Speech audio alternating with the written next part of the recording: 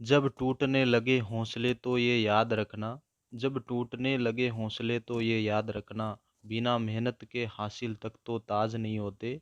ढूंढ लेना अंधेरों में ही मंजिल अपनी, ढूंढ लेना अंधेरों में ही मंजिल अपनी, क्योंकि जुगनू कभी रोशनी के मोहताज नहीं होते। दोस्तों, स्वागत है आपका law and motivation YouTube channel में। प्लीज़ हमारे वीडियो को लाइक करें, शेयर करें, चैनल को सब्सक्राइब करें और कमेंट बॉक्स में कमेंट करके अवश्य बताएं कि आपको कहानी कैसी लगी। दोस्तों, आज मैं लेकर आया हूँ कहानी एक ऐसे सक्सेसफुल इंसान की, अशोक खाड़े की।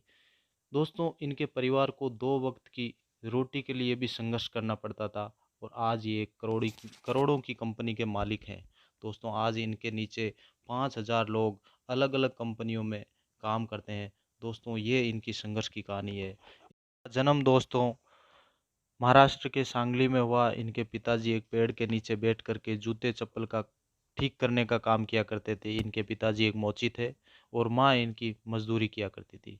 दोस्तों, जब ये 5वीं कक्षा में अध्ययन कर रहे थे तो एक दिन इनकी माँ ने इनको चक्की से आटा लाने के लिए भेजा। तो जब ये आटा लेकर वापस आ रहे थे तो बारिश का मौसम होने की वजह से इनका पैर फिसल जाता है कीचड़ में और सारा आटा है वो पानी में हो जाता है।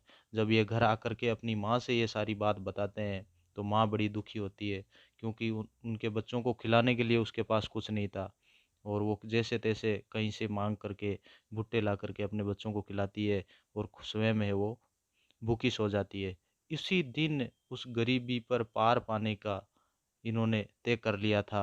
दोस्तों, जब ये 1973 में 11वीं कक्षा में पढ़ रहे थे तो इनकी स्थिति इतनी ख़राब थी दोस्तों कि इनकी पेन की निप्पल एक शिक्षक ने बदलवाई थी, तब जा कर के ये परीक्षा में सम्मिलित हो पाए थे। और कुछ समय पश्चात इनकी स्थिति खराब होने की वजह से इन्होंने पढ़ाई छोड़नी पड़ी। फिर मझगांव डाक में अप्रेंटिस का काम करना शुरू किया और इनकी हैंडराइटिंग अच्छी होने से इनको शिप डिज़ाइनिंग की ट्रेनिंग दी गई और उसके पश्चात ये परमानेंट काम इनको ड्राफ्ट्समैन के रूप में मिल गया।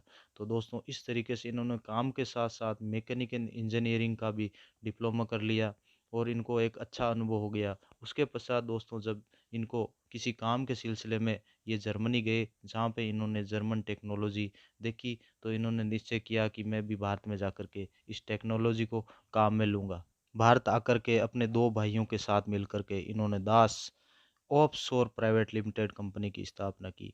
दोस्तों, पैसों की कमी होने की वजह से इनको काम के साथ साथ अपनी कंपनी की देखरेख भी करनी पड़ती थी और छोटे मोटे टेंडर इनको मिल जाते थे। और उसी समय दोस्तों, इनको एक टेंडर मिलता है, एक तेल के कुएं के पास एक प्लेटफॉर्म का काम मिलता है। तो दोस्तों, इस प्रकार से इनको छोटे छोटे काम मिलने लगे और आज इनकी क्लाइंट की लिस्ट में ONGC, Hyundai, Acer, British gas, बेल जैसी कंपनियां इनकी क्लाइंट लिस्ट में शामिल है। दोस्तों, किसी दलित द्वारा बनाई गई है आज तक की सबसे बड़ी कंपनी है और इनकी जो संघर्ष की कहानी स्वीडन के इकोनॉमिक्स के जो छात्र हैं उनको पढ़ाया जाता है। तो दोस्तों, इस प्रकार से इनकी ये संघर्ष की कहानी है। जो एक गरीब परिवार में जन्मे और मजदूरी से अपना भरण पोषण करते थे, आज वो एक करोड़ों की संपत्ति के मालिक हैं तथा 5,000 लोग इनके कंपनी में काम करते हैं, अलग अलग कंपनियों में। तो इस प्रकार से दोस्तों, जो कभी हौसला नहीं हारता वो अवश्य सफल होता है। तो दोस्तों, आप भी सफल होंगे। आपको कमेंट बॉक्स में अवश्य बताएं कि आपको कहानी किस प्रकार लगी। धन्यवाद दोस्तों।